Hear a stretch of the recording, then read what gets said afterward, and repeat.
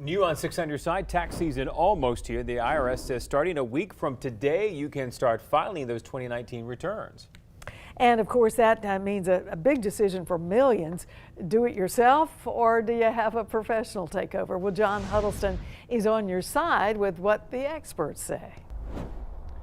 Janet, Jonathan, obviously it comes down to what is going to save you the most money. You know, in some cases, maybe you're okay doing it yourself, maybe using some type of tax preparation software. Others, though, might want to get the help of a professional. Great question. I usually break it down in really 3 buckets. Figuring out which one of those buckets you fall into is the thing that you need to do now. The first, the do-it-yourselfers.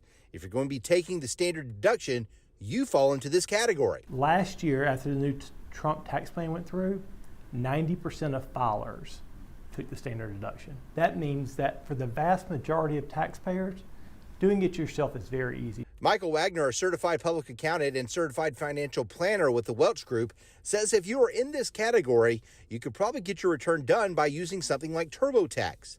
But if you fall into the second group, where you know you'll be itemizing, then I would recommend either looking for a CPA or maybe doing it yourself and having a CPA review it. Third category is if you own your own business or if you are self-employed. Wagner says that's when it's best to leave it to the professionals. That's because you'll pay more up front, but save more in the end.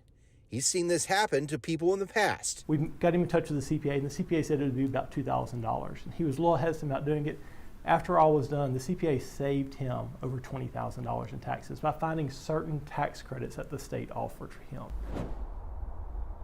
All about knowing the tax code. One other thing, you know, some of you might experience this last year where you put everything into the computer and then it tells you you're taking the standard deduction. Well, go ahead and do that again this year. That's the best advice, because in some cases you might still take the federal standard deduction, but in some cases you might take the state deduction as well, or itemize at the state level is instead, because the threshold there is a lot lower. Live in Birmingham, John Huddleston, WBRC Fox 6 News, on your side.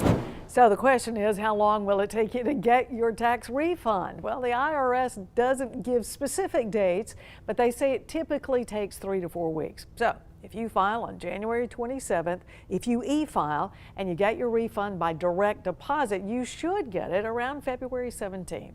However, if you paper file and you get your refund by mail, well, it could take an extra 6 weeks.